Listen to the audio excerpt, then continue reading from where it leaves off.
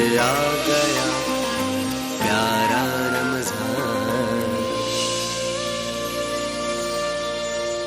السلام علیکم ورحمۃ اللہ، ایک مرتبہ پھر آپ کو پیارا رمضان نشریات میں خوش آمدید کہتے ہیں، افطار عامر کے ساتھ اور ایکسپریس ٹی وی۔ ناظرین محترم، اس وقت نبی کریم صلی اللہ علیہ وسلم کے نسخہ جات جو کہ طب نبوی صلی اللہ علیہ وسلم کہلاتے ہیں، اس کی طرف ہم بڑھ رہے ہیں، لیکن اس سے پہلے میں یہاں پر ہمارے ایک اور مہمان تشریف لا چکے ہیں۔ پہلے تو علی محمد خان صاحب، السلام علیکم آپ کو دوبارہ۔ علی محمد خان صاحب ہمارے ساتھ طب نبوی میں ساتھی ہوتے ہیں۔ ہمارے ساتھ جو ایک ہیماٹولوجسٹ موجود ہیں اور یہ ایک ٹرانسپلانٹ فزیشین بھی ہیں، اور آپ نے national institute of blood donation کے جو ایک ادارہ ہے اس کے آپ سربراہ ہیں۔ لیکن اصل جو آپ نے کردار ادا کیا ہے وہ یہ کہ چونکہ ہم نے اس پورے عرصے میں دیکھا کہ اس مرض کو، جس کو ہم کورونا کہہ رہے ہیں، ایک کورونا کا علاج کیا ہے، تو ظاہر ہے کہ لوگوں نے ویکسین کا لفظ استعمال کیا۔ ہماری میڈیکل سائنس میں ویکسین ہمیشہ استعمال کی جاتی ہے کسی بھی مرض سے پہلے، اور اس کے بعد جو ہے وہ پھر اس کے تدارک کے لیے ادویات دیگر استعمال کی جاتی ہیں، جس میں مختلف قسم کے شاٹس ہوتے ہیں وہ لگتے ہیں، یا آپ اس کی کوئی علاج تجویز کر لیں۔ اصل جو علاج تھا جو کہ تجویز کیا جانا چاہیے تھا اور جو نظریہ پیش کرنا چاہیے تھا، وہ ہمارے ڈاکٹر صاحب نے دیا، اور ڈاکٹر صاحب نے کہا کہ دیکھیے، اگر آپ کو نہیں معلوم ہو پا رہا کہ یہ وائرس کس حد تک ہلاکت خیز ہے، تو پہلے ہمیں اس وائرس سے جو صحتیاب ہوئے اور جو کچھ قدرتی طور پہ صحتیاب ہوئے، ظاہر ہے کہ کوارنٹین میں رکھا گیا، 14 دن آپ نے رکھا، تو کہیں پر آپ نے اینٹی بایوٹک دی، کہیں پر آپ نے وینٹیلیٹر پر لوگوں کو ڈالا، لیکن کچھ لوگ ایسے تھے کہ جو 5 دن میں یا 6 دن میں یا 8 دن میں یا 14 دن میں کوارنٹین میں رہتے ہوئے انہوں نے اپنے آپ کو الگ رکھتے ہوئے اسٹیم لی، یا اس میں اس کے علاوہ انہوں نے گرم چیزوں کا استعمال کیا، یا ادرک لیا یا شہد لیا، اور وہ صحتیاب ہو گئے۔ تو ان کی قوت مدافعت، اس کا مطلب یہ تھا کہ وہ کچھ بہتر تھی، یعنی ان کا جو امیون سسٹم تھا اس سسٹم کو ریسرچ کرنا تھا اس پر، تو اس کے لیے آپ کو بلڈ پلازما چاہیے ہوتا، اور اس کو بلڈ پلازما کے ذریعے آپ اس کا علاج بھی دریافت کر سکتے ہیں، یعنی اس صحت مند شخص کا پلازما لے کر آپ بیمار شخص میں اس پلازمے کو منتقل کریں اور پھر دیکھیں کہ وہ کیا اثرات آتے ہیں۔ لیکن یہ تحقیق ہمیں کیسے پتہ چلتی؟ ایک نام تھا، اس نام نے یہ کام آسان کر دیا، ان کا نام ہے جناب ڈاکٹر طاہر شمسی صاحب۔ السلام علیکم ڈاکٹر صاحب، کیسے خیریت سے؟ تو ڈاکٹر صاحب بھی موجود ہیں، ڈاکٹر صاحب سے بھی ابھی ہم گفتگو کرتے ہیں، اور ڈاکٹر صاحب سے پوچھیں گے کہ آپ اس نظریے تک کیسے پہنچے، اور پھر کامیابی کے ساتھ یہ عمل کیا بھی گیا اور کچھ لوگ صحتیاب ہوئے، اور اس پر اب کیسے آگے ہم بڑھیں گے، کیونکہ پاکستان کے ڈاکٹرز، پاکستان کے پیرامیڈکس، پاکستان کی تمام جو طب سے تعلق رکھتے ہیں لوگ، وہ خراج تحسین کے مستحق ہیں کہ انہوں نے نامساعد حالات میں رہتے ہوئے، نہ ان کے پاس کٹس ہیں، نہ ان کے پاس اتنے وسائل ہیں کہ جن کو بروئے کار لاتے ہوئے وہ اپنا کردار ادا کر سکیں۔ قابل تحسین ہے پاکستان کے ڈاکٹرز اور پیرامیڈکس، جنہوں نے اپنی جان پر کھیلتے ہوئے نہ صرف یہ کہ مریضوں کی جان بچائی، بلکہ ان ایسے وسائل میں کہ جہاں آپ کچھ نہیں کر سکتے آپ علاج بھی دریافت کر رہے ہیں۔ بڑے بڑے ممالک اس وقت خاموش ہیں اور پریشان ہیں کہ کیا کریں، لیکن اس کے باوجود ہمارے ملک کے ڈاکٹرز علاج دریافت کرنے کے قریب پہنچ چکے ہیں۔ یہ بڑی بات ہے، ہمیں سراہنا چاہیے اپنے ڈاکٹرز کو، اپنے تمام جو طب کے شعبے سے تعلق رکھتے ہوئے ماہرین ہیں، ان سب کو ہمیں سراہنا چاہیے، ان کو خراج تحسین پیش کرنا چاہیے۔ گو کہ ابھی یہ وقت ایسا نہیں ہے کہ کوئی بڑی سطح پر تقریب ہو سکے، لیکن کبھی ایک وقت آئے گا کہ جہاں پاکستان میں، جہاں میں ظفر عباس کی بات کر رہا تھا، ان جیسے لوگوں کی، اسی طرح ڈاکٹر صاحبان کو بھی عزت کے ساتھ، تکریم کے ساتھ، احترام کے ساتھ ان کا نام لکھا جائے گا، جنہوں نے اس کڑے وقت میں اپنا کردار ادا کیا۔ اور ڈاکٹر اسامہ کو کون بھول سکتا ہے، ہم سب نے ان کو یاد رکھا ہوا ہے، جو لڑتے لڑتے کورونا سے شہید بھی ہو گئے اور ظاہر ہے کہ اب اس دنیا میں نہیں رہے۔ طب نبوی، اور آج ہم دوبارہ سے زیتون کی طرف ہی آتے ہیں، لیکن زیتون کے تیل کا جو کل ہم تذکرہ کر رہے تھے کہ آپ نتنے میں 5 قطرے ڈال لیں تو وہ کون سی خشکی کو دور کرتا ہے، اور زیتون ایک بہترین اینٹی بایوٹک لوشن بھی ہے اور اینٹی سیپٹک لوشن بھی ہے۔ لیکن آج میں علی محمد خان صاحب سے بھی پوچھوں گا اور آپ کو بتاؤں گا بھی، ناف، اللہ تعالیٰ نے آپ کو اللہ تعالیٰ جب پیدا کرتا ہے بچے کو اور بچہ پیدا ہو جاتا ہے تو اس کی ایک ناف کا ادھر آپ ایکسپلین کریں تاکہ پھر میں۔ جب بچہ پیدا ہوتا ہے تو سب سے پہلے اس کا کنیکشن جو ہے اس کی غذا کا بھی اور اس کے فضلات کا بھی، تمام چیزیں اس کے ناف کے ذریعے ہی ٹرانسفر ہو رہی ہوتی ہیں، اور یہ اللہ تعالیٰ کا ایک تمام معجزات اور کرشمے جو اللہ کے ہیں ان میں سے ایک کرشمہ یہ بھی ہے کہ بچہ اسی نالی کے ذریعے سے بچے کی خوراک بھی جا رہی ہوتی ہے اور فضلہ بھی جا رہا ہوتا ہے، کیونکہ ایکسکریشن بھی ہو رہی ہے اور فوڈ سٹف بھی جا رہا ہے۔ تو یہ جو ناف ہوتی ہے یہ basically centre of the body ہوتی ہے۔ بیسیکلی آپ نے اکثر سنا ہوگا جی ناف اتر گئی، یہ ہو گئی، تو یہ سینٹر آف دا امام باڈی. جعفر صادق سے ایک یہودی نے سوال کیا تھا کہ تمہارے رب نے کیسی جنت بنائی ہے؟ تم لوگ تو رفع حاجت بھی کرتے ہو، تو تمہارے وہاں پر کیا انتظام ہوگا؟ تو کیا وہاں پر کیا تمہارے لیے غسل خانے بھی بنے ہوئے ہوں گے کہ تم وہاں رفع حاجت کرو گے؟ تو حضرت امام جعفر صادق نے جواب دیا کہ جس طرح ہم اپنی ماں کے پیٹ میں رہتے تھے اسی طرح ہم جنت میں رہیں گے. سبحان اللہ. مقصد یہ بتا رہے کہ بالکل جو ائمہ تھے ان کا جواب کیسے ہوا کرتے تھے اور سائنٹیفک جواب ہوتے تھے کہ انہوں نے کہا جس طرح ماں کے پیٹ میں رہتے تو اسی یہی ناف کی دلیل تھی ایک تو طریقے یہ سے. ناف جو ہے basically centre of the body ہے اور یہاں سے بہت سارے امراض کا علاج کیا جاتا ہے دنیا میں. ناف جو ہے وہ ایسی جگہ ہے جہاں سے لوگوں کو مختلف قسم کے امراض جب ہو جاتے ہیں، جیسے خشکی ہو جاتی ہے، کانسٹیپیشن ہو جاتی ہے، نیند نہ آتی ہو، تو یہاں پہ ہم زیتون کا تیل لگاتے ہیں یا سرسوں کا تیل لگاتے ہیں. دونوں کا مزاج الگ الگ ہے. سرسوں کے تیل میں تیزابیت زیادہ ہے. زیتون کا تیل بہت شفا والا ہے. 4-5 قطرے اگر ڈال لیں، 4-5 قطرے لگا دیں سوتے وقت تو اس سے وہ لوگ جن کو خشکی رہتی ہے، قبض رہتا ہے، اور جیسے کہ آپ نے کانوں میں جو سائیں ہوتی ہے یہ بھی ختم ہو جاتی ہے. اعصابی جو بھی آپ کے نروز ہیں، نروز اینڈنگ، ڈپریشن بھی ختم ہو جاتا ہے. بھی ختم ہوتی ہے. انفیکٹ کے جو آکوپنچر ہے، چائنیز جو طریقہ علاج ہے، اس میں بھی ناف کا بہت اہم تذکرہ کیا گیا ہے. اور یہاں پہ جب آپ قطرے ڈالتے ہیں تو یہ باڈی میں ایبزارب ہو کے جو رگیں خشک ہو گئی ہیں تو کورونا کے دنوں میں بھی کرنا بہت بالکل کرنا بہت فائدہ مند ہے. اور کرونا کے حوالے سے ایک اور تھوڑی غلط فہمی جو میں نے ابھی لیٹسٹ اسٹڈی پڑھی ٹریڈیشنل چائنیز میڈیسن کے حوالے سے، کہ لوگ جیسے کہہ رہے ہیں کہ جی سانس کا مسئلہ ہو جاتا ہے. بیسیکلی ڈاکٹر صاحب اس پہ بہتر روشنی ڈالیں گے کہ کرونا جو اس کو ایک کلوروکوئن جو دوائی سے ملایا جا رہا ہے، بیسیکلی جو ہمارا کلوروکوئن جو پہلے ریسوچین کے نام سے برانڈ نیم ریسوچین تھا، یہ برانڈ نیم کلوروکوئن تھا، نہیں برانڈ نیم ریسوچین تھا، جنرک نیم. تو جو بیسیکلی ہمارا جو ریڈ بلڈ سیلز ہوتے ہیں RBC، اس میں ہوتی ہے ہیموگلوبن.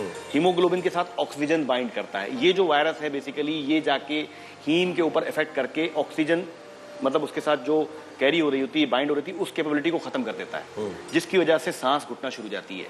یہ لوگ سمجھتے ہیں کہ شاید پھیپھڑے تو کولیپس ہوتے ہی ہوتے ہیں، لیکن آپ کی جو خشکی ہو جاتی ہے وہی اعصابی فنکشن وہاں پر ہے. اچھا اس کا آؤٹ پٹ اعصابی ہے نا، اعصابی بالکل نزلہ نکلتا ہے. نزلہ آپ کی باڈی میں نزلہ جو ہے خشکی کی طرف چلا ہے. اعصابی مد یہ ہے کہ نزلہ بہہ بہ کے بالکل خشک ہو جائے گا جسم اور آپ کے تمام آرگنز ڈرائی ہو جائیں گے. تو بیسیکلی جو یہ وائرس ہے اس کا افیکٹ یہ ہوتا ہے کہ ہیم کو آکسیجن بائنڈنگ کیپیبلٹی ختم کر دیتا ہے. کلوروکوئن جو ملیریا کا پیراسائٹ ہوتا ہے، پلازموڈیم، وہ بھی یہی کرتا ہے. تو اسی طرح سے آپ یہ کہیں گے کہ خشکی ختم کرنے کے لیے ہم ناف میں رات کو سوتے وقت لگائیں. اب اس میں کیا کیا بہتر ہو سکتا ہے؟ آپ کے ڈپریشن ختم ہوگا اور چڑچڑاپن ختم ہوگا اور آپ کی سانس لینے پرابلم ہے، آپ کو جو ہے نتنے خشک ہو جاتے ہیں، سانس بھاری لینا پڑتا ہے، آپ کو کمزوری ہوتی ہے، تھکن ہوتی ہے بہت زیادہ. یہ بھی ویکنس بھی علامت ہے خشکی کی. بالکل. تو یہ تمام چیزیں زیتون کے اندر اللہ تعالیٰ نے اتنی شفا رکھی ہے اور اس کا تذکرہ بھی قرآن مجید میں کیا ہے. تو یہ بہترین شفا کے لیے آپ اپنے ناف میں رات کو سوتے وقت اور صبح اٹھتے ہوئے لگائیں تو پورے دن چاقو چوبند رہیں گے اور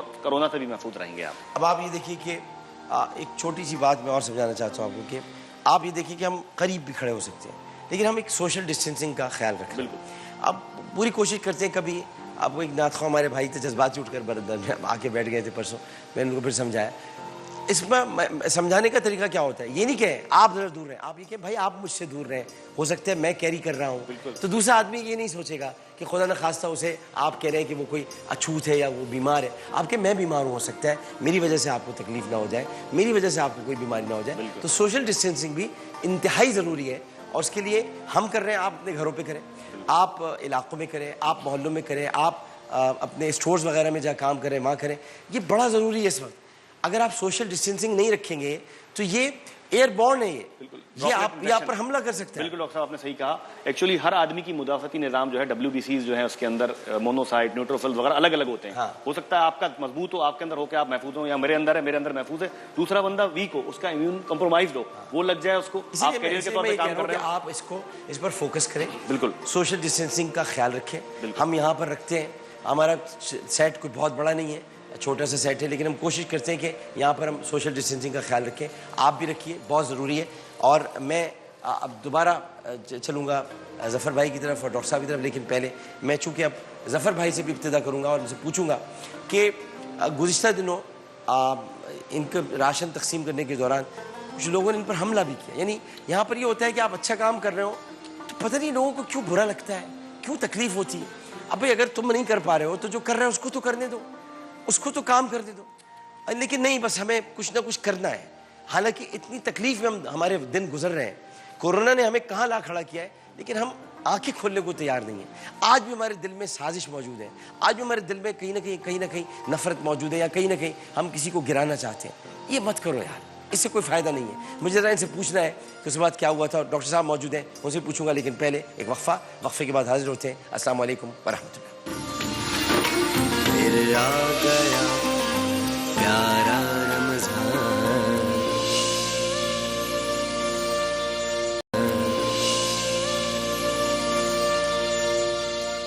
السلام علیکم ورحمۃ اللہ. ایک مرتبہ پھر آپ کو پیارا رمضان نشریات میں خوش آمدید کہتے ہیں افطار عامر کے ساتھ. اور اس وقت موجود ہیں جناب ڈاکٹر طاہر شمسی صاحب, جناب ظفر عباس جعفری صاحب, علی محمد خان صاحب. ڈاکٹر صاحب آپ کی طرف پہلے بڑھتے ہیں, مجھے یہ بتائیں کہ یہ جو پیسو امیونائزیشن ہوتی ہے یہ کیا ہے, اور یہ کورونا میں کس طرح سے عمل کرتا ہے, اور خاص طور پر یہ بھی مجھے بتائیے گا یہ جو پلازما سے آپ نے علاج کا تصور پیش کیا, یہ کیسے آپ کے ذہن میں آیا تصور؟ 2-3 سوال ایک ساتھ پوچھ رہے ہیں. سب سے پہلے پیسو امیونائزیشن ہوتی کیا ہے؟ دیکھیے اب ماشاء اللہ ہم سب اولاد والے ہیں, بچے جب پیدا ہوتے ہیں اس کے بعد ہم ویکسینیشن کرواتے ہیں. 8, 10, 12 ویکسین جو ہوتی ہیں 1 سال کی عمر تک پہنچتے لگ رہی ہوتی ہے. یہ جب ویکسین لگائی جاتی ہے تو انسان کے بچوں کے جسم کا جو قوت مدافعت کا نظام ہے اس وائرس کو, جو اس بیکٹیریا کو پہچان کے اس کے خلاف قوت مدافعت پیدا کر دیتا ہے. ٹھیک ہے, اس کو ایکٹیو امیونائزیشن کہتے ہیں. ٹھیک. پیسو امیونائزیشن وہ ہوتی ہے کہ کسی انسان کے جسم میں بنی ہوئی قوت مدافعت اس کے جسم سے تھوڑی سی نکالیں اور کسی متاثرہ شخص میں منتقل کر دیں. یعنی اس کے جسم کو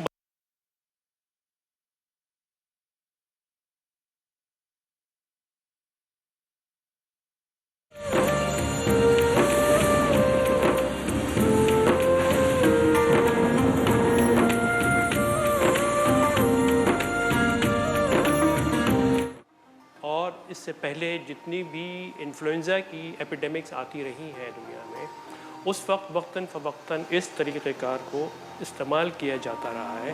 اور آج کے دن بھی ہیپاٹائٹس بی سے متاثرہ شخص کا بلڈ اگر میرے یا آپ کے جسم میں ہمیں شبہ ہو کہ نیڈلسٹک انجری ہو گئی تو ہائپر ایمیون گلوبولن ہیپاٹائٹس بی کے خلاف بنی ہوئی قوت مدافعت انجیکشن کی شکل میں ہمارے جسم میں ڈال دی جاتی ہے.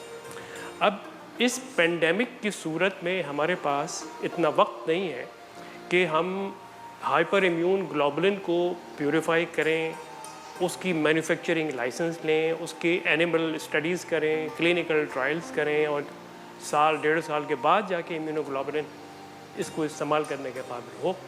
تو اس صورت میں جو لوگ ریکور ہو رہے ہیں کورونا وائرس سے, ان کے جسم میں مدافعت ہے, اس لیے وہ ریکور ہو رہے ہیں. اور جو زیادہ شدت سے بیمار ہو رہے ہیں وہ لوگ ہیں جن کی قوت مدافعت نسبتاً کمزور ہے. تو جو ریکور ہوتے جا رہے ہیں ان کے جسم سے پلازما کو آئسولیٹ کریں جس میں کورونا کے خلاف ایمیونو گلوبولنس موجود ہے, بن چکی ہیں, اور وہ پلازما ہم محفوظ کرتے ہیں. محفوظ کرنے کے بعد جو شدید بیمار شخص ہے اس کو اس کے جسم میں یہ پلازما منتقل کر دیا جاتا ہے. ٹھیک ہے, تو یہ کانسیپچولی یہ موجود اچھا, یہ متعارف کس نے کرایا؟ مطلب یہ تو اگر آپ کہتے ہیں پہلے سے ملکوں میں ہو رہا تھا, تو ایکچولی اس کو متعارف کس نے کرایا؟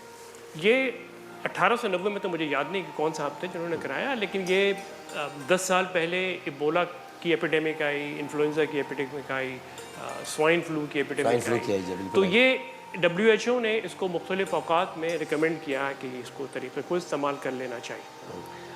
17 مارچ کو اس 1 مہینہ پہلے یہ سعادت مجھے حاصل ہوئی کہ مجھے خیال مجھے ذہن میں آیا کہ بھئی یہ اس کا ہر آدمی یہ کہہ رہا ہے کہ کوئی علاج نہیں ہے, اس کا کوئی علاج نہیں ہے, کوئی دوا نہیں ہے, کوئی اینٹی وائرل نہیں ہے, کوئی اینٹی بایوٹک نہیں ہے.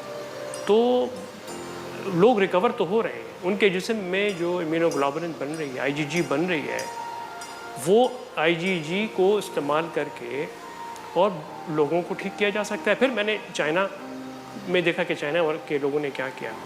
چائنا میں جب بہت زیادہ اموات ہونی شروع ہوئیں اور یہ تعداد ہزاروں, 60,000, 50,000, 80,000 تک پہنچی, تو انہوں نے, ان کا میں نے ڈیٹا دیکھنا شروع کیا, تو انہوں نے یہ پیسو امیونائزیشن کا طریقہ کار نہ صرف استعمال کیا بلکہ استعمال کر کے لوگوں کی جانیں بچانی شروع کریں، اور انہوں نے رپورٹ کرنا شروع کیا کہ ایک رپورٹ آئی 5 لوگوں کی، ایک رپورٹ آئی 245 افراد کی جس میں یہ استعمال کیا گیا، ایک 16 کی رپورٹ آئی، ایک 135 کی رپورٹ آئی۔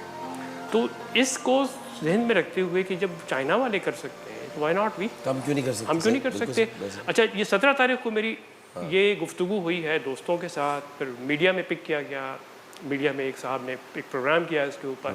اس کے 3 دن کے بعد امریکن یو ایس جو ایف ڈی اے ہے، فوڈ اینڈ ڈرگ ایڈمنسٹریشن، اس نے اس کے تجرباتی استعمال کی امریکن ڈاکٹروں کو پرمیشن دے دی کہ آپ اس کو کورونا سے، کیونکہ اس وقت وبا کی صورت میں امریکہ میں پہنچنا شروع ہو گیا، تو انہوں نے اجازت دے دی کہ آپ اس کو تجرباتی طور پہ استعمال کر سکتے ہیں۔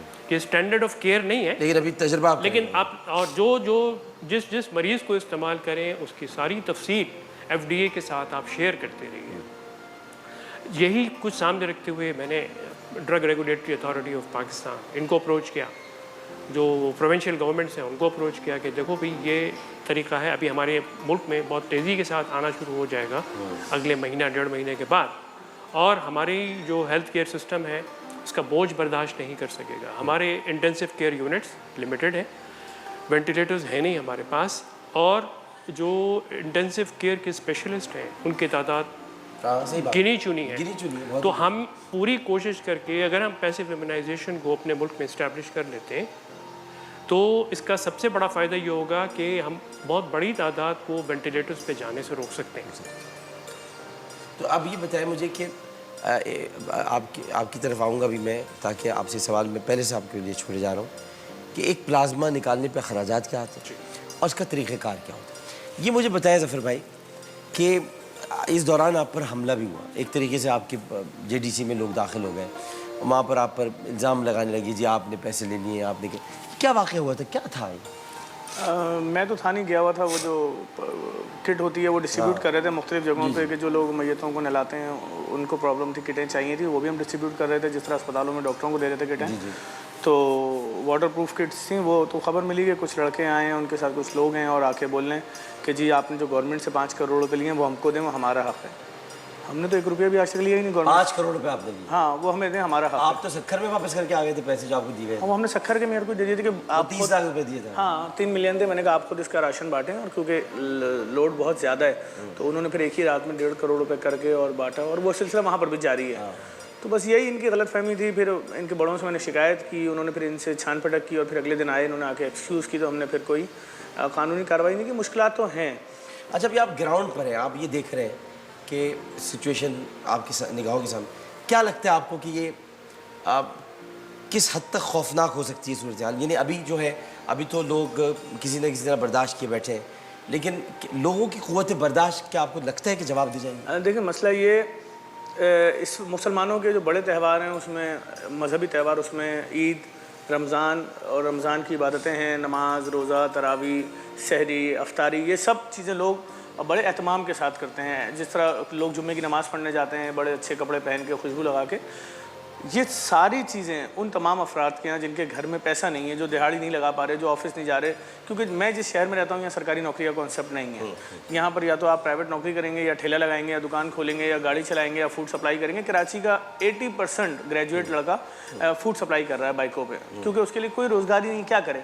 اس نے شادی کرنی ہے، اور اگر شادی شدہ تھا اور نوکری ختم ہو گئی ہے تو اب لازمی بات ہے اس کی بیوی کتنے دن محلے میں آٹا دال چاول مانگے گی؟ تو لوگ یہی کام کر رہے ہیں۔ لیکن اس وقت لوگوں کے گھر میں بڑا اہتمام ہوتا تھا، جو لوگ پورے سال کبھی اپنی فیملی کے ساتھ مل کے بیٹھ کے کھانا نہیں کھا پاتے مصروفیات کی وجہ سے، وہ رمضان کی سحری تو ایک ساتھ کرتے تھے، اور رمضان میں افطاری سے 10 15 20 منٹ پہلے سب گھر میں جمع ہو جاتے ہیں، اور جمع ہونے کے بعد ایک سلسلہ ہوتا ہے، اور جو میں اس کو کلچر بھی کہہ سکتا ہوں، اس کو عبادت بھی کہہ سکتا ہوں، کہ بھئی دسترخوان سجایا جاتا ہے، اس پہ کھجور کے علاوہ پکوڑے، سموسے، چاٹ، دہی بڑے، مختلف چیزیں ہوتی ہیں، اور بعض لوگوں کے اسی کے ساتھ رات کا کھانا بھی ہوتا ہے۔ تو یہ ایک سلسلہ ہے جو کہ آپ جانتے ہیں۔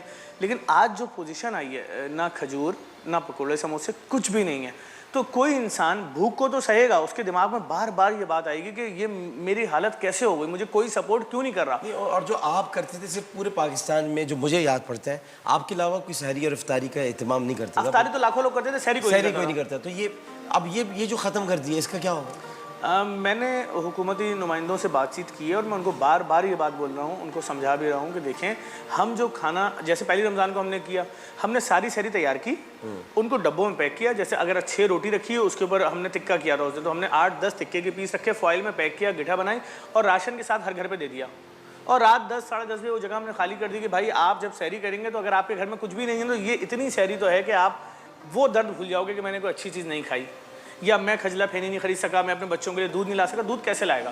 دیکھیں مافیاز کا کنٹرول کتنا خطرناک ہے. دنیا میں لوگ کہہ رہے ہیں جی تیل فری میں لے جاؤ ہم سے, یہاں لاکھوں لیٹر دودھ جو ہے نالی میں بہا رہے ہیں, صحیح ہے, لیکن ریٹ بڑھ رہا ہے, نیچے نہیں آ رہا ہے. اس کا مطلب مافیاز کا کنٹرول اتنا خطرناک ہے, اتنا خطرناک ہے کہ وہ کہہ رہے ہیں ہم گٹر میں بہا دیں گے. ٹماٹر 1 روپے کلو چل رہا ہے, 2 روپے کلو پہ آ گیا ہے.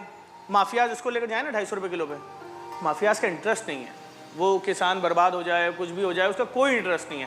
آج کی ڈیٹ میں پوزیشن ہے, مجھے سندھ سے فون آ رہے ہیں کہ یار پوری فصل لگی ہے ظفر عباس, اٹھا لو. لیکن جب میں اس کی کاسٹنگ کر رہا ہوں تو وہاں سے یہاں لانے پہ مجھے ٹماٹر مہنگا پڑ رہا ہے. کیا کرے بیچارہ, وہ کہہ رہا ہے میں اس پہ ہل چلا دوں گا, اسی کو کھاد بنا دوں گا. لیکن یہ مافیاز جو ہیں, دودھ مافیا ہیں, ٹرانسپورٹر مافیا ہیں, آپ کی CNG کا ریٹ کم ہو جائے, فری ہو جائے, ان کا ریٹ اگر بڑھ گیا ہے تو اس کو نیچے کوئی نہیں لا سکتا. تو اس پوری صورتحال میں ایک مڈل کلاس آدمی اپنے گھر میں اگر دودھ لے کر نہیں آئے گا, کھجلا پھینی نہیں بنے گی, سائڈ پہ کر دیں. آٹا گھر میں ہے نہیں, تیل گھر میں ہے نہیں, تو پراٹھے کا سوچیے گا بھی نہیں, کچھ بھی نہیں ہے. رات کا بچا ہوا کھانا اس لیے نہیں ہے کہ رات میں گنتی کی روٹیاں آپ کے گھر میں آئی تھیں, تو اب صبح کی سحری کیسے کرنی ہے کچھ بھی نہیں پتا. تو یہ جو اندر سے ایک باغی پن لوگوں کے اندر پیدا ہو رہا ہے, پریشان ہے. اور محلے میں اگر کسی ایک کے گھر میں, جیسے پہلے زمانے میں ہم دیکھتے تھے کسی ایک کے گھر میں کوئی فلم چل رہی ہے VCR پہ یا VCD پہ, تو پورے محلے میں آواز آ رہی ہوتی تھی. تو اسی طرح آج کسی ایک کے گھر میں اگر کھانا پک رہا ہے, میں لوور مڈل کلاس کی بات کر رہا ہوں, تو پورے محلے میں اس کی خوشبو تو جا رہی ہے, لیکن ان بیچاروں کے گھر میں کچھ ہے نہیں. مسلمانوں میں بہت اچھا سسٹم تھا کہ آپ کے گھر میں افطاری بنی, آپ سب کے یہاں بانٹ رہے ہیں. وہ سب ایسا کچھ نظر نہیں آ رہا, کیونکہ جنہوں نے بانٹنا تھا یا جن کے پاس کچھ تھوڑا بہت ہے, ان کو آگے کچھ نظر ہی نہیں آ رہا کہ یہ کب تک چلے گا, کتنا چلے گا. کوئی حکومتی نمائندہ آئے, بیٹھے, بتائے یہ ہمارے دروازے ہیں کھلے میں, بھائی تم یہ ٹوکن لاؤ, شناختی کارڈ دکھاؤ, آٹا لے جاؤ, دال لے جاؤ. آٹا, دال, تیل, 3 چیزیں دے دیں, لوگ کہیں گے بس آپ کا شکریہ. آٹا, دال اور تیل, لیکن دو تو کچھ تو دو. ہم تو اس وقت اس پوزیشن میں آپ یقین جانیے کہ اگر ہمارے پاس 30 سے 35 ہزار بورا بھی ملے, ہمیں آٹا دے دیتی ہیں, ہم سیم ڈے ختم کرتے ہیں سارا راشن. تو میں نے خود دیکھا ہے, میں تو آپ کے ساتھ بیٹھ کے پیک کرا ہے, میں تو بہت دیکھا ہے میں نے کیا ہے. ایک وقفہ لیتے ہیں, وقفے کے بعد ڈاکٹر صاحب سے بات کرنی ہے. ظفر صاحب نے جس سچویشن بتائی ہے, ڈاکٹر صاحب اس پر بھی آپ کا میں ایک نظریہ چاہوں گا کہ ایک آپ تو ماشاء اللہ جہاں ایک بہت بڑا آپ نے کام کیا ہے کہ پاکستان میں آپ نے پلازما کے ذریعے علاج متعارف کرایا, اور ظاہر ہے کہ پہلے سے تھا, آپ نے لوگوں کو بتایا پوری دنیا میں. تو یہ ایک بہت بڑی بات ہے ڈاکٹر صاحب, آپ کو اللہ تعالیٰ اس کا اجر عطا فرمائے, اور میں تو آپ کے لیے دعا کر سکتا ہوں, آپ ہمارے لیے ایک سرمایہ ہے پاکستانی کے لیے. لیکن ایک نظریہ یہ بھی ہے, اس پہ بھی آپ کی توجہ چاہوں گا کہ آپ جب بتائیں کہ اخراجات کیا آتے ہیں پلازما نکالنے پر, تو ان اخراجات کو سامنے رکھتے ہوئے یہ بھی بتائیں کہ اس پینڈیمک صورتحال میں جو ہم لوگ موجود ہیں, اس وقت جو لوگوں میں پیدا ہو رہی ہے, اس سے کیسے نکلیں, کیسے بچ سکتے ہیں. ایک وقفہ لیتے ہیں, وقفے کے بعد حاضر ہوں گے ڈاکٹر طاہر شمسی, پاکستان کے مایہ ناز ڈاکٹر, جو اس وقت ایک پوری دنیا کی آواز بن چکے ہیں بلڈ پلازما کے حوالے سے, اور جناب ظفر عباس جعفری صاحب ہمارے ساتھ موجود ہیں. ایک وقفہ, وقفے کے بعد حاضر ہوتے ہیں. السلام علیکم ورحمۃ اللہ.